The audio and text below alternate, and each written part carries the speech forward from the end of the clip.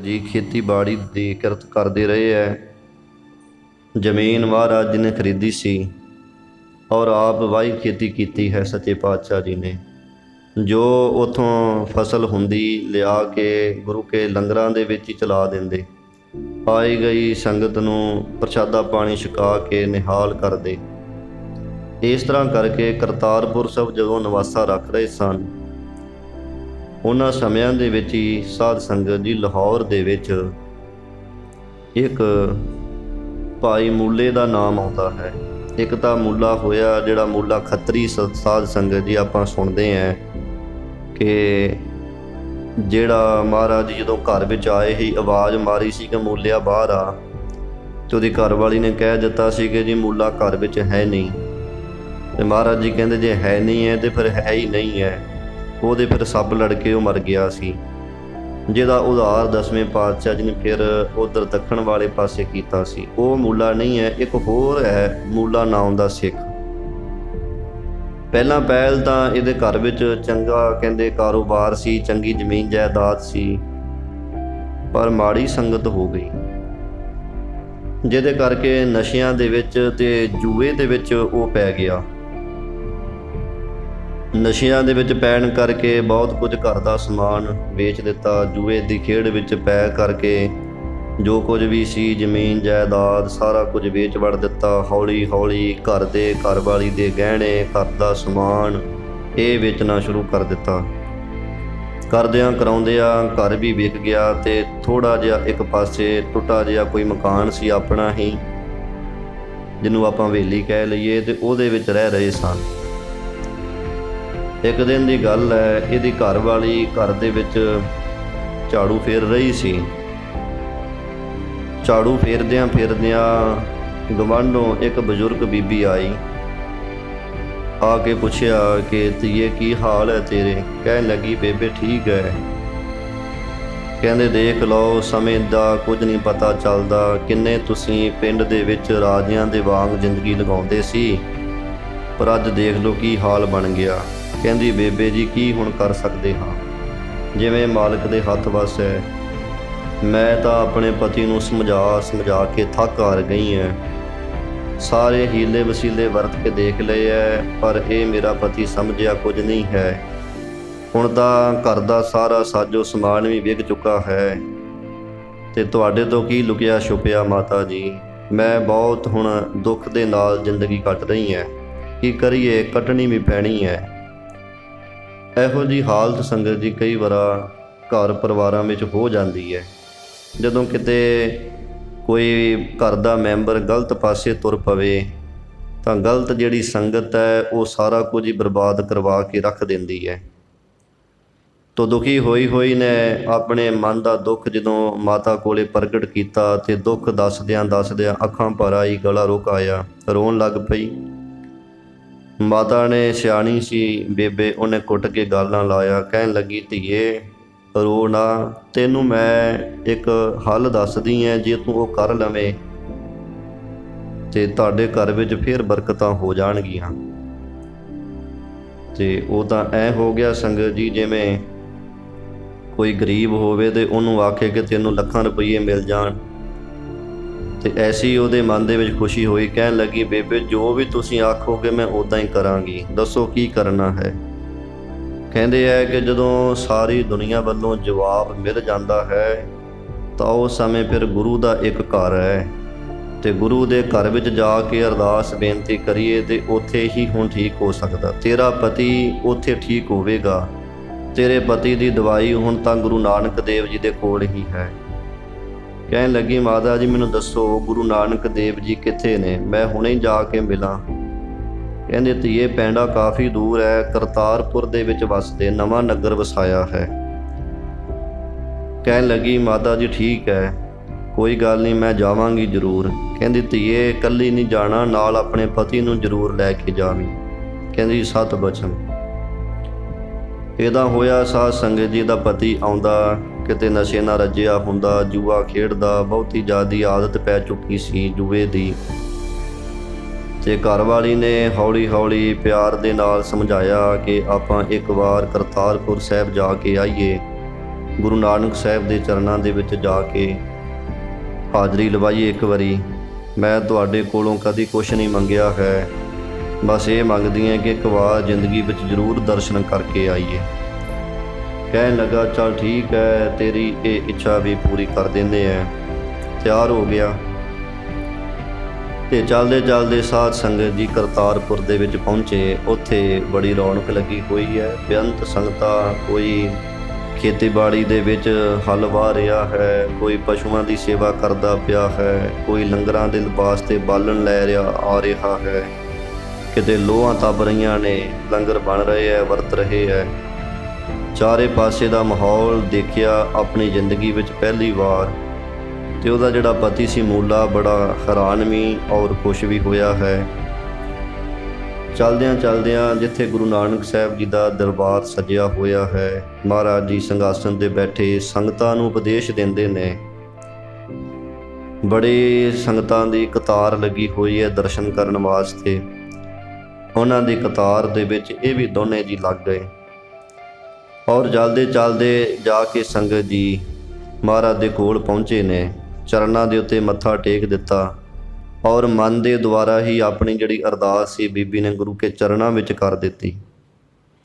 ਅੰਤਰਜਾਮੀ ਸੱਚੇ ਪਾਤਸ਼ਾਹ ਮਹਾਰਾਜ ਜੀ ਜੋ ਘਟ ਘਟ ਦੇ ਅੰਦਰ ਦੀ ਜਾਣਨ ਵਾਲੇ ਹੈ, ਦੇਖ ਕੇ ਮਹਾਰਾਜ ਜੀ ਨੇ ਕਿਹਾ ਕਿ ਗੁਰੂ ਭਲਾ ਕਰੇ, ਕਰਤਾਰ ਭਲਾ ਕਰੇਗਾ। ਤੇ ਮਹਾਰਾਜ ਨੇ ਕਿਹਾ ਕਿ ਭਾਈ ਇੱਥੇ ਸੇਵਾ ਕਰੋ ਲੰਗਰਾਂ ਦੇ ਵਿੱਚ। ਇੱਦਾਂ ਸਾਧ ਸੰਗਤ ਜੀ ਦੋਨੇ ਜੀ ਬੜੇ ਚਾਅ ਦੇ ਨਾਲ ਲੰਗਰ ਦੀ ਫਿਰ ਸੇਵਾ ਕਰਨ ਲੱਗੇ।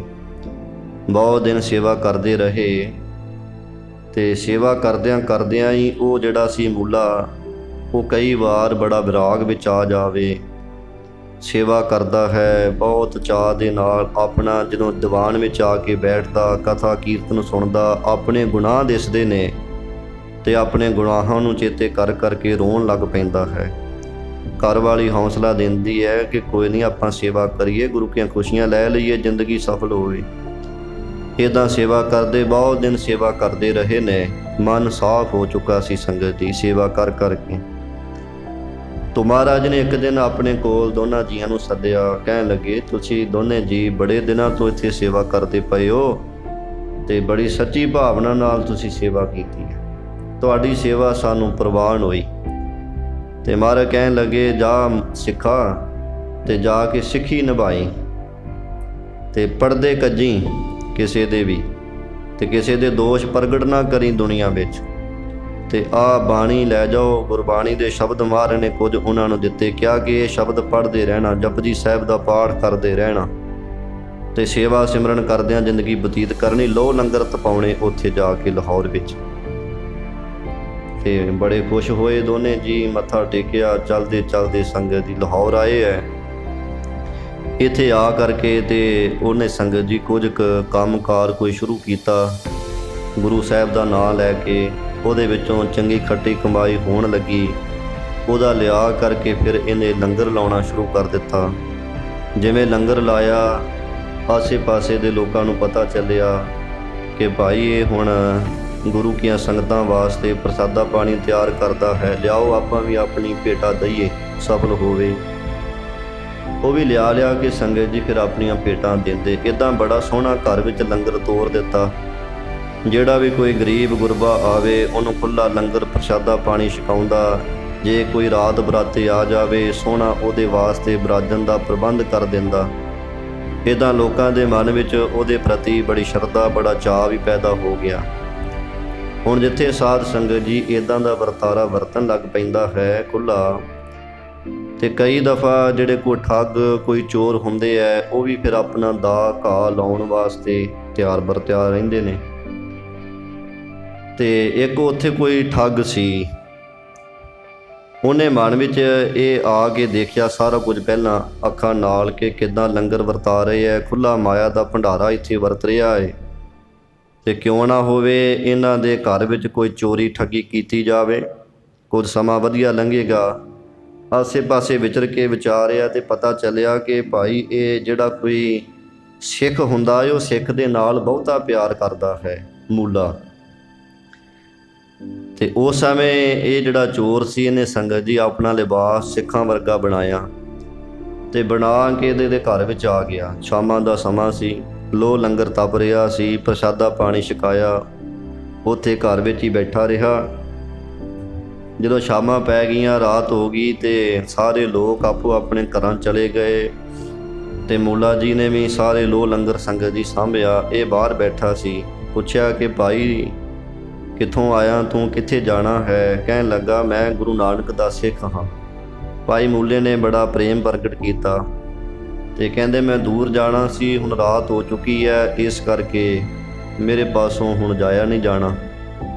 ਤੇ ਮੂਲਾ ਜੀ ਕਹਿੰਦੇ ਕਿੱਥੇ ਜਾਣਾ ਤੁਸੀਂ? ਕੋਈ ਨਹੀਂ, ਇੱਥੇ ਰਾਤ ਰਹੋ, ਸਵੇਰੇ ਤੜਕੇ ਨਿਕਲ ਜਾਣਾ। ਤੇ ਕਹਿਣ ਲੱਗਾ ਠੀਕ ਹੈ, ਕੋਈ ਜਿਵੇਂ ਤੁਹਾਡੀ ਇੱਛਾ ਹੈ। ਤਾਂ ਉਸ ਸਮੇਂ ਸੰਗਤ ਜੀ ਇਹਦਾ ਬੜਾ ਸੋਹਣਾ ਘਰ ਦੇ ਵਿੱਚ ਪਲੰਘਾ ਢਾਹ ਕੇ ਚਾਦਰ ਬਿਸਤਰਾ ਵਿਛਾ ਕੇ ਇਹਨੂੰ ਸਮਾਇਆ। ਦੋਨੇ ਜੀ ਸਨ, ਆਪ ਅੰਦਰ ਚਲੇ ਗਏ ਘਰ ਦੇ ਵਿੱਚ। ਤੇ ਜੋ ਕੋਈ ਸੰਗਤ ਦੀ ਕਾਰ ਭੇਟਾ ਸੀ ਜਾਂ ਕੁਝ ਬੀਬੀ ਦੇ ਕੋਲ ਗਹਿਣੇ ਗੱਟੇ ਸਨ, ਉਹ ਬੀਬੀ ਨੇ ਸਾਰੇ ਇੱਕ ਡੱਬੇ ਵਿੱਚ ਸਾਂਭ ਕੇ ਰੱਖ ਦਿੱਤੇ। ਇਹ ਜਿਹੜਾ ਚੋਰ ਸੀ, ਠੱਗ ਆਇਆ ਸੀ ਸਿੱਖ ਦੇ ਲਿਬਾਸ ਵਿੱਚ, ਇਹਨੇ ਉਹ ਰੱਖਦਿਆਂ ਦੇਖ ਲਿਆ ਤੇ ਹੁਣ ਆਪ ਸੌਣ ਦਾ ਬਹਾਨਾ ਜਿਹਾ ਕਰਕੇ ਸੌਂ ਗਿਆ। ਉਹ ਦੋਨੇ ਜੀ ਵੀ ਪੈ ਗਏ ਤੇ ਦੇਖਦਾ ਰਿਹਾ ਚੰਗੀ ਤਰ੍ਹਾਂ ਕਿ ਹੁਣ ਇਹ ਸੌਂ ਚੁੱਕੇ ਐ ਤੇ ਹੁਣ ਮੇਰਾ ਦਾਅ ਲੱਗ ਜਾਏਗਾ। ਉਸੇ ਸਮੇਂ ਸਾਧ ਸੰਗਤ ਜੀ ਉਹ ਉੱਠਿਆ, ਦੱਬੇ ਦੱਬੇ ਪੈਰੀਂ ਅੰਦਰ ਗਿਆ ਤੇ ਦੇਖਿਆ ਕਿ ਇੱਥੇ ਕੋਈ ਬੀਬੀ ਨੇ ਉਹ ਗਹਿਣਿਆਂ ਵਾਲਾ ਡੱਬਾ ਤੇ ਮਾਇਆ ਰੱਖੀ ਸੀ। ਉਹਨੂੰ ਚੱਕਿਆ ਤੇ ਲੈ ਕੇ ਸੰਗਤ ਜੀ ਆਪਣੀ ਬੁੱਕਲ ਵਿੱਚ ਪਾ ਲਿਆ ਤੇ ਬਾਹਰ ਆਇਆ। ਹੁਣ ਬਾਹਰ ਦਾ ਜਿਹੜਾ ਦਰਵਾਜ਼ਾ ਸੀ ਉਹਨੂੰ ਜੰਦਰਾ ਮਾਰਿਆ ਹੋਇਆ ਸੀ ਸਿੱਖ ਨੇ, ਤੇ ਉਹਨੇ ਬੜੀ ਕੋਸ਼ਿਸ਼ ਕੀਤੀ ਕਿ ਦਰਵਾਜ਼ੇ ਦੀ ਚੂੜ ਪੁੱਟ ਦੇਵਾਂ ਜਾਂ ਥੋੜ੍ਹਾ ਜਿਹਾ ਦਰਵਾਜ਼ਾ ਖੋਲ੍ਹ ਕੇ ਵਿੱਚੋਂ ਦੀ ਲੰਘ ਜਾਵਾਂ, ਪਰ ਨਿਕਲਿਆ ਨਾ ਗਿਆ ਤੇ ਕੁਝ ਖੜਕਾ ਹੋਇਆ। ਖੜਕਾ ਸੁਣ ਕੇ ਤੇ ਉਹ ਸਿੱਖ ਮੂਲਾ ਉੱਠ ਪਿਆ। ਉੱਠ ਕੇ ਬਾਹਰ ਆਇਆ ਤੇ ਇਹ ਵੀ ਥੋੜ੍ਹਾ ਜਿਹਾ ਘਬਰਾ ਗਿਆ ਕਿ ਲੱਗਦਾ ਹੁਣ ਮੈਂ ਫੜਿਆ ਜਾਵਾਂਗਾ। ਤੇ ਸਿੱਖ ਨੇ ਕਿਹਾ ਜੀ ਉਹ ਗੁਰੂ ਕੇ ਸਿੱਖਾ, ਰਾਤ ਇੰਨੀ ਹੋਈ, ਅੱਧੀ ਰਾਤ ਪਈ ਹੈ, ਇਸ ਵੇਲੇ ਕਿੱਥੇ ਚੱਲੇ ਆ? ਇਹਨੇ ਬਹਾਨਾ ਮਾਰਿਆ, ਕਹਿਣ ਲੱਗਾ ਜੀ ਮੇਰੇ ਪੇਟ ਵਿੱਚ ਕੋਈ ਦਰਦ ਹੋ ਰਹੀ ਹੈ, ਮੈਂ ਬਾਹਰ ਮੈਦਾਨ ਦੀ ਕਿਰਿਆ ਕਰਨ ਵਾਸਤੇ ਜਾਣਾ ਜੰਗਲ ਨੂੰ। ਤੇ ਸਿੱਖ ਕਹਿਣ ਲੱਗਾ, ਮੂਲਾ ਕਹਿਣ ਲੱਗਾ ਉਹ ਗੁਰੂ ਕੇ ਸਿੱਖਾ, ਰਾਤ ਬਹੁਤ ਹੈ, ਬਾਹਰ ਕੁਝ ਜੰਗਲੀ ਜਾਨਵਰ ਹੁੰਦੇ ਨੇ, ਇਸ ਵੇਲੇ ਕਿੱਥੇ ਜਾਓਗੇ? ਤੁਸੀਂ ਐਂ ਕਰੋ, ਘਰ ਦੇ ਇੱਕ ਪਾਸੇ ਹੀ ਆਪਣੀ ਇਹ ਕਿਰਿਆ ਕਰ ਦਿਓ, ਮੈਂ ਤੜਕੇ ਸੁੱਟ ਦੇਵਾਂਗਾ। ਇੰਨੀ ਉਹਨੇ ਸੰਗਤ ਜੀ ਆਪਣੀ ਭਾਵਨਾ ਪ੍ਰਗਟ ਕੀਤੀ। ਹੁਣ ਚੋਰ ਸੀ, ਠੱਗ ਸੀ, ਕਹਿਣ ਲੱਗਾ ਨਹੀਂ ਨਹੀਂ ਜੀ ਨਹੀਂ, ਮੈਂ ਨਹੀਂ ਇਹ ਕੰਮ ਕਰਨਾ ਚਾਹੁੰਦਾ, ਮੈਂ ਤਾਂ ਬਾਹਰ ਹੀ ਜਾਵਾਂਗਾ, ਤੁਸੀਂ ਆ ਜੰਦਰਾ ਖੋਲ੍ਹ ਦਿਓ। ਭਾਈ ਮੂਲੇ ਨੇ ਚਾਬੀ ਲਿਆਂਦੀ ਤੇ ਲਿਆ ਕੇ ਸੰਗਤ ਜੀ ਜੰਦਰਾ ਖੋਲ੍ਹ ਦਿੱਤਾ। ਜਦੋਂ ਜੰਦਰਾ ਖੋਲ੍ਹਿਆ ਤੇ ਚੋਰ ਜਾਣ ਲੱਗਾ ਕਾਹਲੀ ਨਾਲ, ਤੇ ਉਹ ਜਿਹੜਾ ਡੱਬਾ ਸੀ ਗਹਿਣਿਆਂ ਵਾਲਾ ਤੇ ਪੈਸਿਆਂ ਵਾਲਾ, ਉਹ ਡੱਬਾ ਇਹਦੇ ਹੱਥੋਂ ਥੱਲੇ ਡਿੱਗ ਗਿਆ। ਡਿੱਗਿਆ ਹੋਇਆ ਡੱਬਾ ਹੁਣ ਭਾਈ ਮੂਲੇ ਨੇ ਪਛਾਣ ਤੇ ਲਿਆ ਕਿ ਇਹ ਤਾਂ ਸਾਡਾ ਹੀ ਹੈ ਤੇ ਆ ਗਹਿਣੇ ਮੇਰੀ ਘਰਵਾਲੀ ਦੇ ਹੀ ਨੇ। ਤੇ ਸਿੱਖ ਨੇ ਸੰਗਤ ਜੀ ਉਹਨੂੰ ਕੁਝ ਨਹੀਂ ਕਿਹਾ ਤੇ ਡੱਬਾ ਚੁੱਕ ਕੇ ਤੇ ਉਹਨੂੰ ਫੜਾਇਆ ਚੋਰ ਨੂੰ, ਕਹਿਣ ਲੱਗੇ ਵੀ ਆਹ ਭਾਈ ਗੁਰੂ ਕੇ ਸਿੱਖਾ, ਤੇਰੀ ਅਮਾਨਤ ਰਹਿ ਗਈ ਹੈ, ਇਹ ਲੈ ਜਾ। ਉਹ ਸ਼ਰਮਿੰਦਾ ਹੋਇਆ ਛੇਤੀ ਨਾਲ ਡੱਬਾ ਫੜਿਆ ਤੇ ਦੌੜ ਗਿਆ।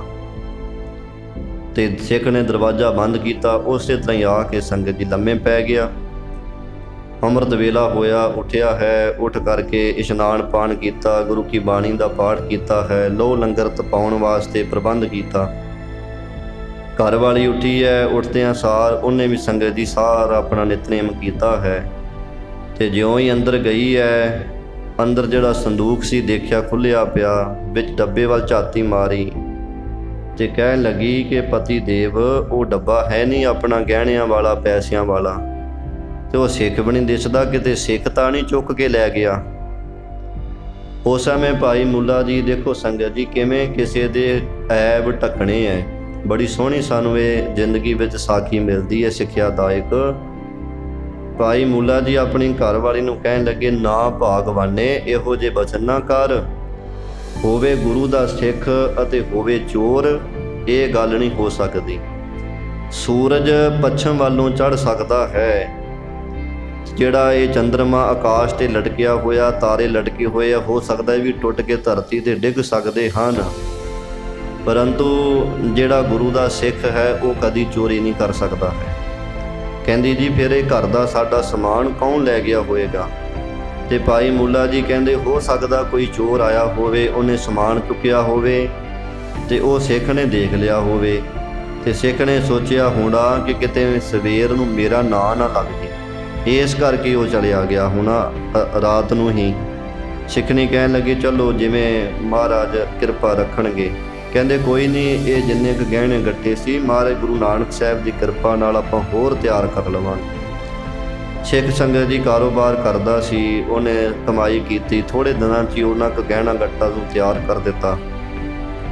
ਸਮਾਂ ਹੋਇਆ ਇੱਕ ਦਿਨ ਦੋਨਾਂ ਜੀਆਂ ਨੇ ਸਲਾਹ ਕੀਤੀ ਜੀ ਬਹੁਤ ਸਮਾਂ ਹੋ ਗਿਆ ਹੈ, ਗੁਰੂ ਨਾਨਕ ਸਾਹਿਬ ਜੀ ਦੇ ਦਰਸ਼ਨ ਕਰਨ ਨੂੰ ਚਿੱਤ ਕਰਦਾ, ਚਲੋ ਕਰਤਾਰਪੁਰ ਜਾ ਕੇ ਆਈਏ। ਦੋਨੇ ਜੀ ਸੰਗਤ ਜੀ ਚੱਲ ਪਏ। ਚਲਦੇ ਚਲਦੇ ਕਰਤਾਰਪੁਰ ਪਹੁੰਚੇ। ਅੱਗੇ ਗੁਰੂ ਨਾਨਕ ਸਾਹਿਬ ਸੱਚੇ ਪਾਤਸ਼ਾਹ ਮਹਾਰਾਜ ਜੀ ਇਹਨਾਂ ਨੂੰ ਮਿਲੇ ਤੇ ਦੋਨਾਂ ਨੂੰ ਮਹਾਰਾਜ ਨੇ ਬੜਾ ਪਿਆਰ ਬੜੀ ਖੁਸ਼ੀ ਦਿੱਤੀ ਹੈ। ਸਤਿਗੁਰੂ ਜੀ ਕਹਿਣ ਲੱਗੇ ਮੂਲਿਆ ਆ ਗਿਆ ਹੈ, ਜਾ ਤੂੰ ਨਿਹਾਲੋ ਨਿਹਾਲ ਹੋਵੇਂ, ਤੂੰ ਮੇਰੇ ਪਰਦੇ ਕੱਜੇ ਨੇ ਤੇ ਜਾ ਕਰਤਾਰ ਤੇਰੇ ਪਰਦੇ ਕੱਜੇ, ਤੇਰਾ ਕਿਤੇ ਵੀ ਕੋਈ ਨੁਕਸਾਨ ਨਹੀਂ ਹੋਵੇਗਾ ਤੇ ਤੇਰੇ ਦਰਗਾਹ ਦੇ ਵਿੱਚ ਕਹਿੰਦੇ ਕਿ ਤੂੰ ਥਾਂ ਪਾਵੇਂ। ਇੱਦਾਂ ਸੰਗਤ ਜੀ ਗੁਰੂ ਨਾਨਕ ਸਾਹਿਬ ਨੇ ਬਚਨ ਕੀਤੇ ਤੇ ਸੁਣ ਕੇ ਸੰਗਤ ਜੀ ਮੂਲਾ ਵੀ ਨਿਹਾਲੋ ਨਿਹਾਲ ਹੋ ਗਿਆ, ਉਹਨਾਂ ਦੀ ਕਲਿਆਣ ਕਰ ਦਿੱਤੀ। ਸਾਰੀ ਸੰਗਤ ਵੀ ਸੱਚੇ ਪਾਤਸ਼ਾਹ ਜੀ ਨੇ ਫਿਰ ਇੱਦਾਂ ਬਚਨ ਕੀਤੇ ਕਿ ਸਾਧ ਸੰਗਤ ਜੀ ਇਹ ਭਾਈ ਮੂਲਾ ਹੈ ਜਿਹਨੇ ਸਾਡੇ ਪਰਦੇ ਕੱਜ ਲਏ, ਕੋਈ ਚੋਰ ਠੱਗ ਸਾਡਾ ਨਾਮ ਵਰਤ ਕੇ ਦੇ ਘਰ ਵਿੱਚ ਚਲਿਆ ਗਿਆ ਸੀ ਤੇ ਸਿੱਖ ਦਾ ਨਿਭਾਣਾ ਕਹਿ ਕੇ ਉਹ ਇਹਦੇ ਘਰੋਂ ਵਿੱਚੋਂ ਚੋਰੀ ਕਰਕੇ ਲੈ ਗਿਆ, ਪਰ ਇਹਨੇ ਫਿਰ ਵੀ ਸਿੱਖ ਦੇ ਉੱਤੇ ਦੋਸ਼ ਨਹੀਂ ਲੱਗਣ ਦਿੱਤਾ। ਔਰ ਕਿਉਂਕਿ ਗੁਰੂ ਨਾਨਕ ਦਾ ਸਿੱਖ ਹੋਣਾ ਸੀ ਤੇ ਜੇ ਸਿੱਖ ਦੇ ਦੋਸ਼ ਲੱਗੇ ਤੇ ਉਹਦਾ ਦੋਸ਼ ਸਾਡੇ ਸਿਰ ਵੀ ਆ ਕੇ ਲੱਗਦਾ ਹੈ। ਇਸ ਕਰਕੇ ਇਹਨੇ ਮੂਲੇ ਨੇ ਸਾਡੇ ਕਹਿੰਦੇ ਪਰਦੇ ਕੱਜ ਲਏ ਹੈ ਤੇ ਇਹਨੂੰ ਅਸੀਂ ਬਚਨ ਕਰਦੇ ਹਾਂ ਕਿ ਤੇਰੇ ਦਰਗਾਹ ਦੇ ਵਿੱਚ ਕਰਤਾਰ ਪਰਦੇ ਕੱਜੇ। ਇਹਦਾ ਸਾਧ ਸੰਗਤ ਜੀ ਨੂੰ ਨਿਹਾਲੋ ਨਿਹਾਲ ਕੀਤਾ ਗੁਰੂ ਨਾਨਕ ਦੇਵ ਸੱਚੇ ਪਾਤਸ਼ਾਹ ਜੀ ਨੇ। ਇੱਥੇ ਗੁਰੂ ਤੇਗ ਬਹਾਦਰ ਸਾਹਿਬ ਸੱਚੇ ਪਾਤਸ਼ਾਹ ਜੀ ਵੀ ਆਪਣੇ ਸਿੱਖ ਚਾਚੇ ਫੱਗੋ ਦੀ ਸ਼ਰਧਾ ਭਾਵਨਾ ਨੂੰ ਪ੍ਰਗਟ ਕਰਕੇ ਸੰਗਤਾਂ ਦੇ ਵਿੱਚ ਸੁਣਾ ਰਹੇ ਨੇ। ਮਹਾਰਾਜ ਜੀ ਕਹਿੰਦੇ ਦੇਖੋ ਭਾਈ, ਇਹ ਚਾਚੇ ਫੱਗੋ ਨੂੰ ਕਿਸੇ ਨੇ ਦਸਵੰਧ ਦੀ ਮਾਇਆ ਦੇ ਵਿੱਚ ਕੂੜਾ ਕਰਕਟ ਹੀ ਫੜਾ ਦਿੱਤਾ ਤੇ ਸਾਡਾ ਐਸਾ ਸਿੱਖ ਹੈ ਪ੍ਰੇਮ ਵਾਲਾ, ਉਹੀ ਲੈ ਕੇ ਘਰ ਵਿੱਚ ਆ ਗਿਆ। ਉਹਦੇ ਵਿੱਚੋਂ ਵੀ ਜਿਹੜੀ ਕੀਮਤੀ ਵਸਤੂ ਇਹਨੇ ਜਾਣੀ ਗਿਟਕ ਬੇਰੀ ਦੀ ਉਹ ਬੀਜ ਦਿੱਤੀ ਹੈ, ਉਹ ਹੁਣ ਵੱਡਾ ਰੁੱਖ ਬਣ ਚੁੱਕਾ ਹੈ। ਤੋ ਇਸ ਕਰਕੇ ਮਹਾਰਾਜ ਜੀ ਕਹਿੰਦੇ ਆ ਕਿ ਇਹਨੇ ਉਹਨਾਂ ਦੇ ਦੋਸ਼ ਜਿਹੜੇ ਉਹ ਨਹੀਂ ਸਾਡੇ ਤਾਈਂ ਕਰਦੇ ਕਿ ਮਹਾਰਾਜ ਜੀ ਉਹਨੇ ਐਂ ਕੀਤਾ ਸੀ, ਮੈਨੂੰ ਕੂੜਾ ਫੜਾ ਦਿੱਤਾ ਤੇ ਮੈਂ ਤੁਹਾਨੂੰ ਹੁਣ ਕੀ ਦੇਵਾਂ। ਇਹ ਸਾਡਾ ਸਿੱਖ ਹੈ, ਉਹ ਸਿੱਖ ਦੀ ਮਹਾਰਾਜ ਜੀ ਕਹਿੰਦੇ ਪਹਿਚਾਣ ਹੀ ਇਹ ਆ ਭਾਈ, ਜਿਹੜਾ ਕਿਸੇ ਦੇ ਦੋਸ਼ ਛੁਪਾ ਲਵੇ ਔਰ ਆਪਣੇ ਗੁਣ ਵੀ ਛੁਪਾ ਲਵੇ, ਦੂਜੇ ਦੇ ਗੁਣ ਪ੍ਰਗਟ ਕਰਕੇ ਦੁਨੀਆ ਵਿੱਚ ਸੁਣਾਵੇ ਔਰ ਆਪਣੇ ਔਗਣ ਜਿਹੜਾ ਦੁਨੀਆ ਨੂੰ ਦੱਸੇ। ਮਹਾਰਾਜ ਕਹਿੰਦੇ ਉਹ ਸਾਨੂੰ ਬਹੁਤਾ ਹੀ ਚੰਗਾ ਲੱਗਦਾ ਹੈ ਸਿੱਖ।